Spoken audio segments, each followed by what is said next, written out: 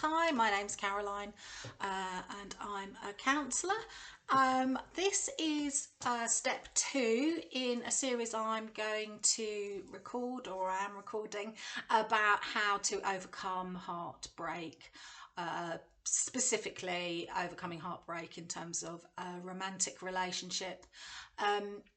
I would suggest it's probably more helpful to watch these in order of step 1, step 2, etc., etc., because it's going to take too much time for me to recap previous videos. So if you haven't watched step 1, that gives a bit of an introduction as well. I will just recap in terms of saying I've structured this series of videos around using the model of the Kubler Ross cycle of grief slash loss slash change, just to give us a bit of a structure really to work towards.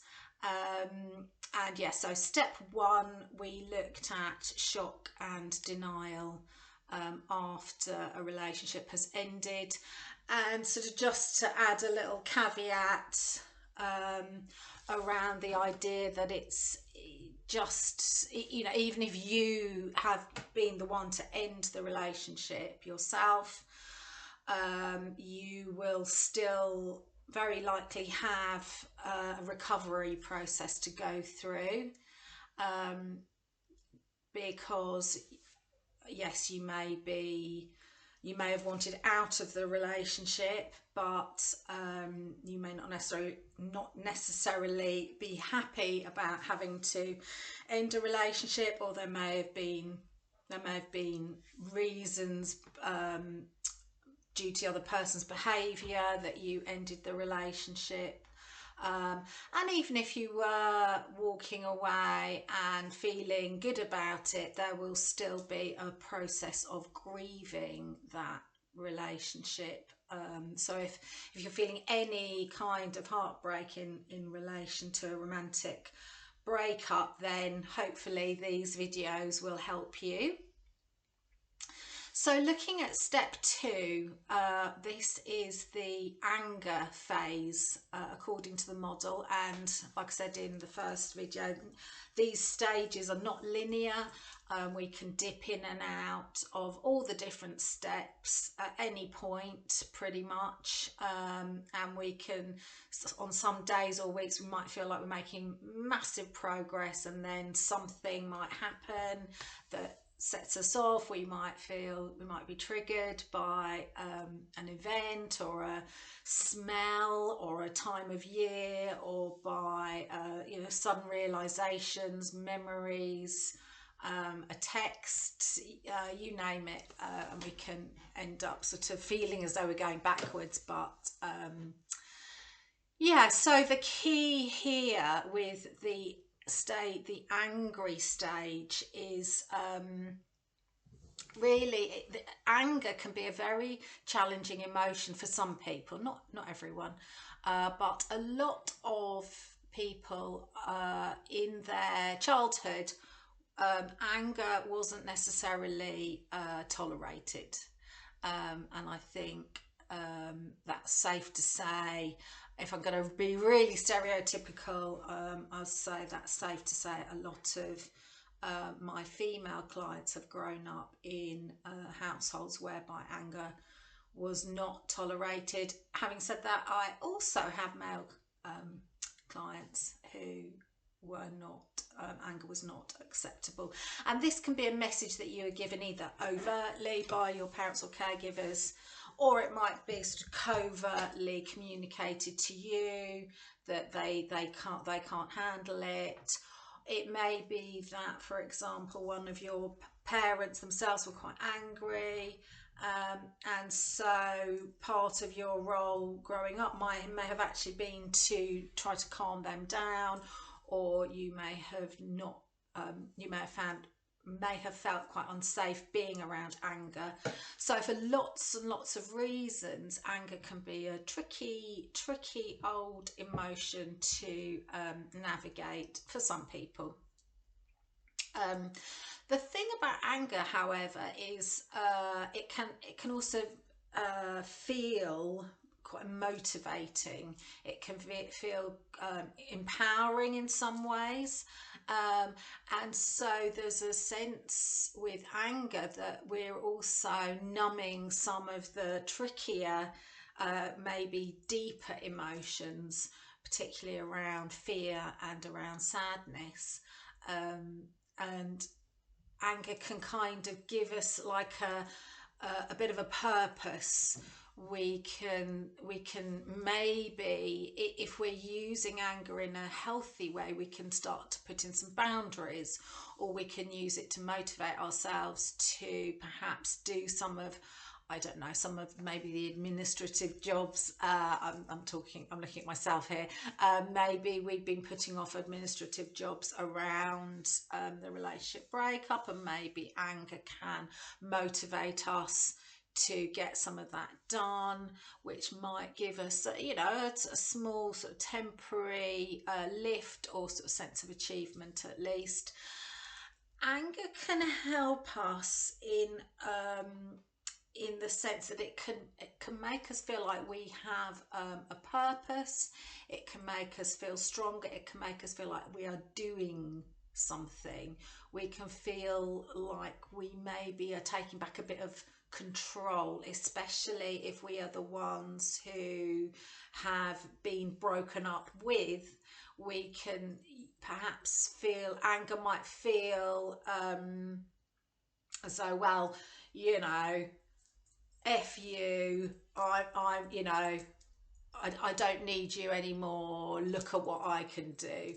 And so that can be a feeling of, and that might on some levels feel maybe not so much, it's not really necessarily a good feeling, but it might feel better than feeling numb.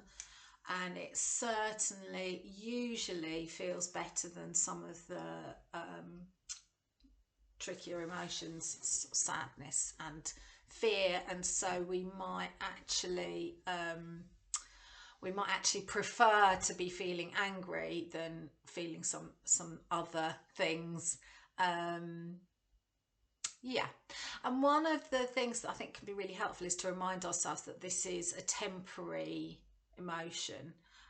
So whether it feels positive for you, or it feels really uncomfortable to be sitting in anger, this is a temporary stage.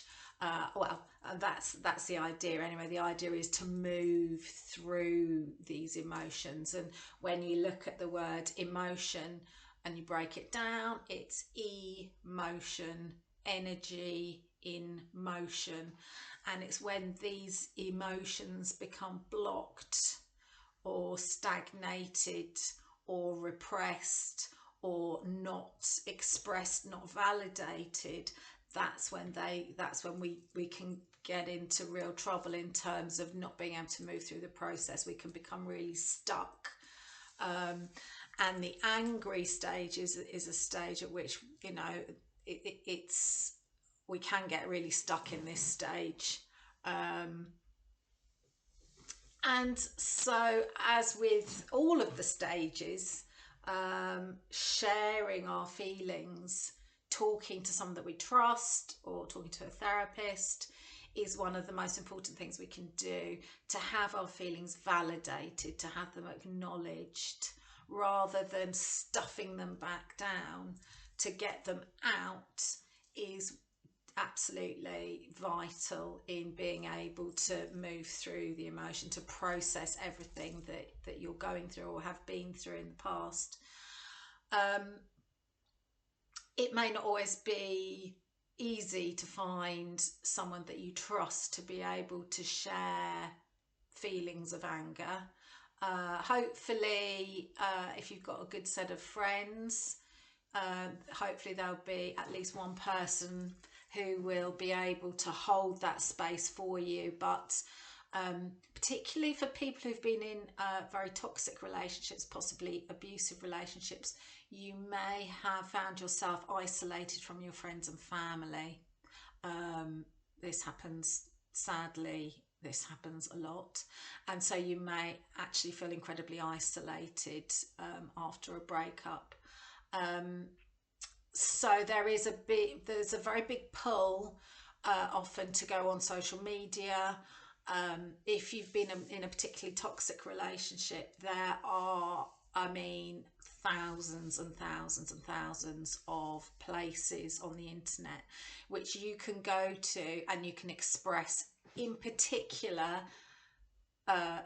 thoughts and feelings that are angry are very welcome in those forums, in those places. I'm talking about Instagram, I'm talking about Facebook, I'm talking about YouTube, and in particular I'm talking about X, which used to be known as Twitter. I don't know about TikTok or Snapchat. I try to avoid them. I would just say, from a kind of a therapeutic perspective, just be a bit careful, really. I mean, as I'm sure you know, these can be real rabbit holes. They can be incredibly supportive and the perfect thing that you need, especially in early days of a relationship breakup, because there's a lot of memes that go around. There's a lot of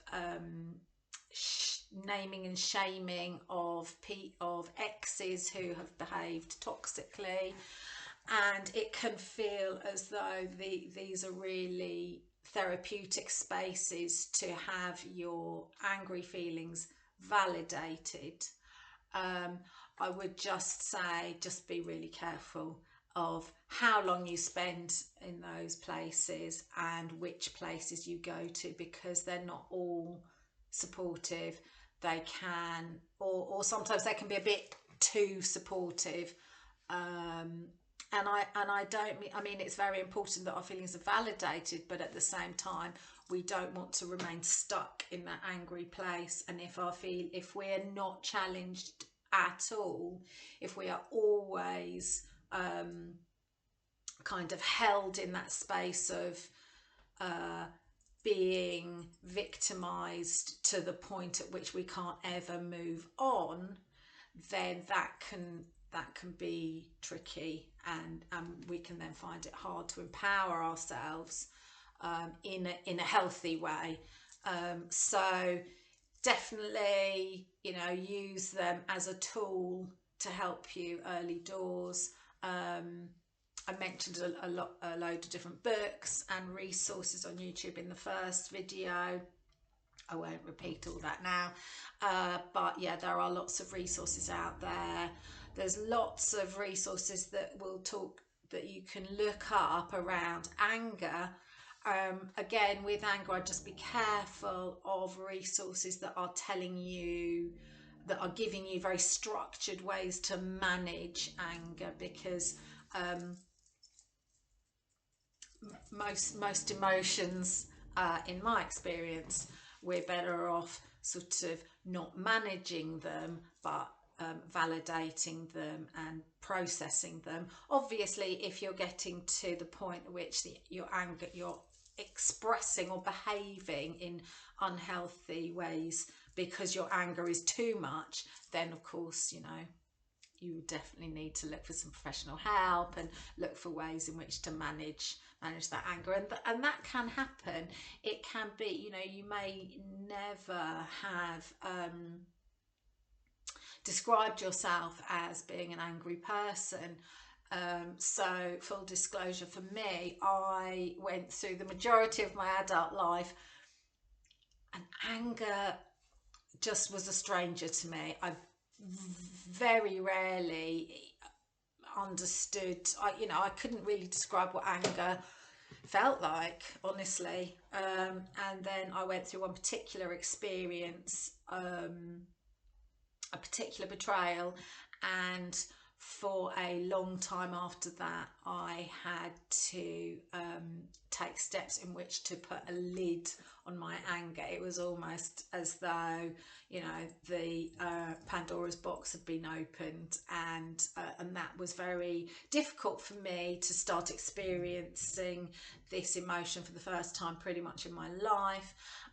Incredible learning opportunity for me to work through it. But yeah, it can be very difficult, especially if you're not used to feeling that emotion. Now is probably not the time when we're in this angry phase. Now is probably not the time, unless your ex-partner person is a safe person, and only you know what that means. I mean, physically, emotionally, mentally, financially, in terms of control, in terms of manipulation. Is your ex a safe person? If they are, then maybe there are opportunities for you to express your anger towards them in a safe environment. I would suggest there be a third party there, you know, ideally a couples counsellor. You know, in the ideal healthy breakup, you'd go to couples counselling in order to manage that breakup. Usually this is not the case, in which case I would advise, and I don't advise about anything generally, I would generally hold the space for you to decide what's best for you, but generally in this sort of situation I would suggest you do not communicate your anger with your ex. The statistics on domestic violence in the aftermath of breakups is just, it's not pleasant reading. So I'm not going to dig into that now, but yeah, lighting those fires it's just not going to, it probably might feel good in the moment to expel it, but long term is generally it might be risky for lots of different reasons. So ideally I'd say, with whatever anger that you're feeling towards your ex-partner, I would suggest you find other ways to process it. So things like, what can you do? So if you're in therapy, there is a process called the empty chair, and that's a Gestalt technique whereby your therapist will facilitate a conversation that you have with an empty chair. It sounds a bit bonkers. It's actually incredibly powerful process, and your therapist, if they are trained in that field, not all therapists are, they will facilitate you having a conversation with your ex as though they are there in the room. And although it sounds a bit bonkers, it's absolutely not. I've experienced some really powerful moments with clients going through that process. It may take more than one session, but you can really shift emotions really quite quickly doing that. The other option are doing sort of more creative work, drawing pictures. You know, if your ex was an animal, what animal would they be? What colour would they be? You know, what film would they be? Really, you know, letting your imagination take over and getting those feelings down on a piece of paper. That can be very cathartic. Write them a letter. Don't send it, but write down how you feel about them. Write down how angry you are at the way they've treated you, at the injustices within your relationship, if that is what you want to communicate with them. At the same time as we are getting our anger out, it's really important that we are also acknowledging to ourselves that, you know, is it just my ex that I'm angry at, or is there anger that I'm holding on to towards myself? Because, you know, maybe I wasn't blameless in this breakup. Maybe there were things I could have done better. And those can be quite hard, quite confronting things to think about and to look at. But if we're talking about anger, then maybe it's important that we look at the anger that we're holding on to for ourselves. Are we judging ourselves for the way we behaved, or what we did or what we didn't do? Also, as a reminder that any loss in our lives, whether it's a loss of a relationship, a loss of a job, a home, a pet, a lifestyle, can bring up previous losses earlier in our lives, especially ones that we haven't fully processed perhaps. So losing a relationship, we may have unresolved grief with over people who have passed away. We may have unresolved issues from previous relationships. We may have unresolved trauma from past experiences. So the anger that you're feeling now is highly likely to also contain stuff from your past that it will be dragging up for you. So to just have an awareness around that, because we can be very tempted to lash out at people. You know, there's that classic sort of idea that, you know, you have a crap day at work, you come home and you kick the cat. I've never kicked a cat, just saying. I hope no one ever kicks cats, but you know, sadly, the idea of this is saying, you know, we take things out on other people who haven't, who, you know, they're not necessarily the right channel. I don't like using the word right, but that, you know, we're sort of projecting our anger onto, we're displacing rather our anger onto another person. So just holding this in awareness, you know, am I getting grumpy with my best friend when actually, you know, it's my ex I'm angry with? Am I being short-tempered with my kids? You know, am I snapping at my sister, my mum, or, you know, other people when actually, you know, they're not the people I'm really angry with? So just to kind of bear that in mind. Also to notice if you are the kind of person who doesn't sit easily with anger, are you drawn more to a passive aggressive style? So for example, trying to think of a good example now, I can't think of one. You know, if a friend sort of says something that triggers you, and maybe reminds you of something, let's say that your ex did, you know, a passive aggressive move would be to then block that friend. So rather than being able to be vulnerable and honest and take responsibility for your feeling of anger, what you've then done is you've behaved in an angry way, but it's passive because you haven't said to your friend, I was really angry when you said that. And what you've done is you've just blocked your friend. So the situation isn't resolved. Your friend is probably left going, I don't know what I did, like, why am I blocked, what have I done wrong? And you are left in a space of, well, you haven't confronted the real issue here, you've just blocked your friend. So actually there's a bit of self-sabotage going on for you there, because you've blocked someone out of your life who potentially could could be a support to you. That's just one example. I'm sure you can think of, if anyone can think of a better passive aggressive example, maybe you can share it.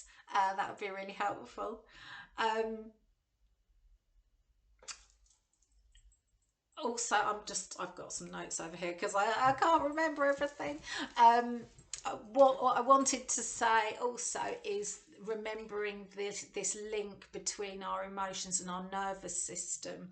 So in the first video, I talked about a couple of little techniques which are helpful to soothe our nervous system, because when we're getting these strong emotions, it's because our nervous system has been kicked into a trauma response.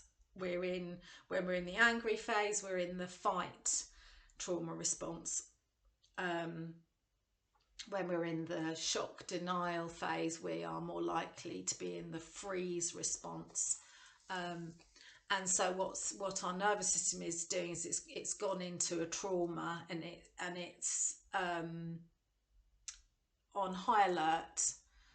It's like, what, oh my goodness, what can I do? Right, fight this. And there's no your nervous system doesn't understand words. Your nervous system is very primitive part of the brain, and so it is just going into survival mode. Survive, survive, survive.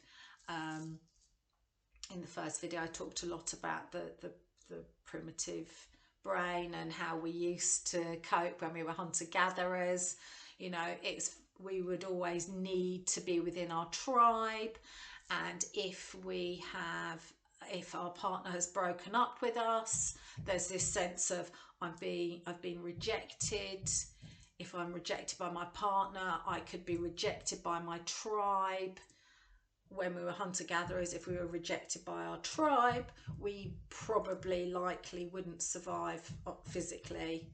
And we still carry that within our nervous system, and our nervous system is setting off this alert to say we've got to find a way to survive because you've been rejected, or you have done the rejection, but either way you're not with your person anymore, you're not in the tribe.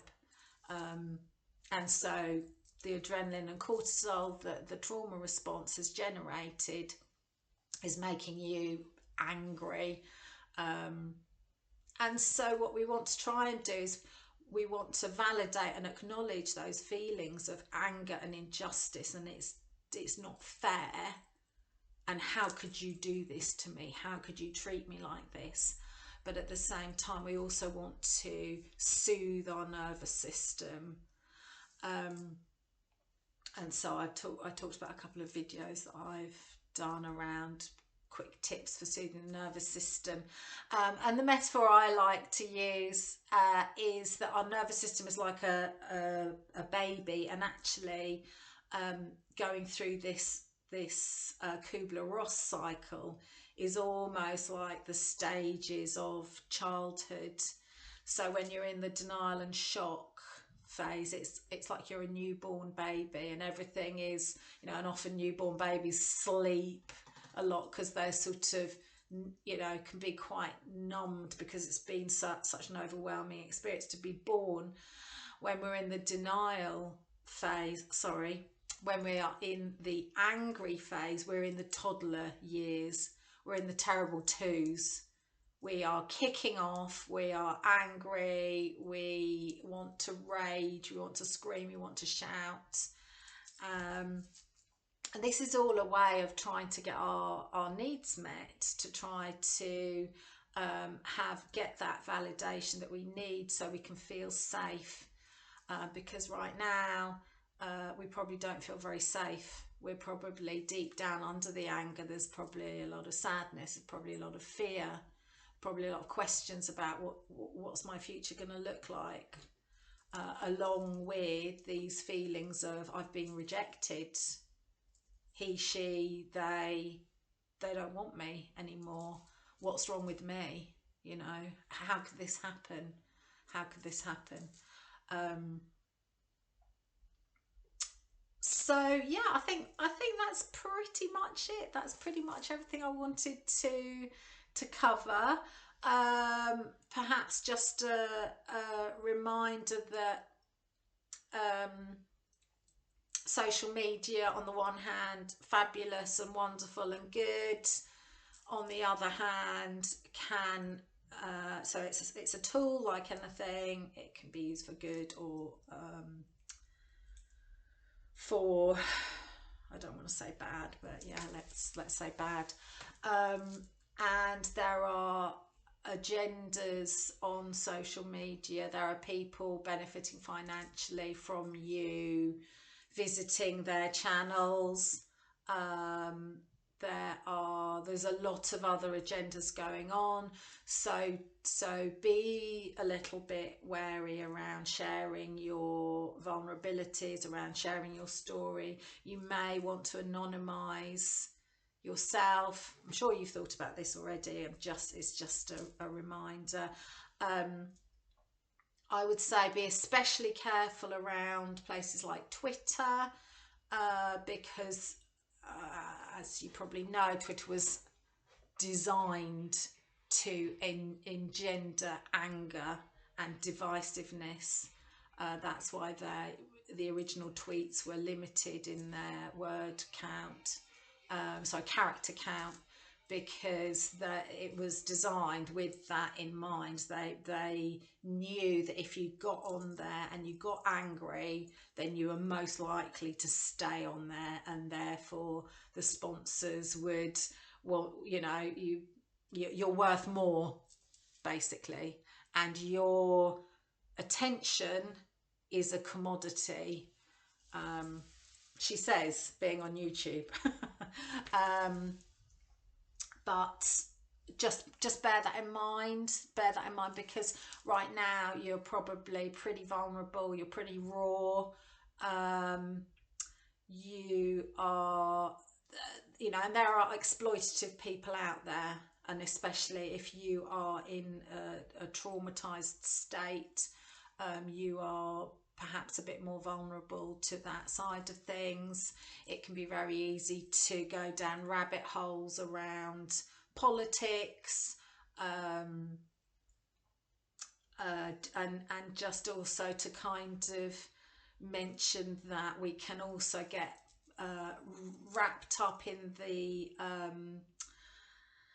idea that, oh well, okay, so I'm a woman, I have been in romantic relationships with men, and there is very much a pull out there on social media to buy into that idea that, oh well, all men are so and so, so and so, so and so, you know.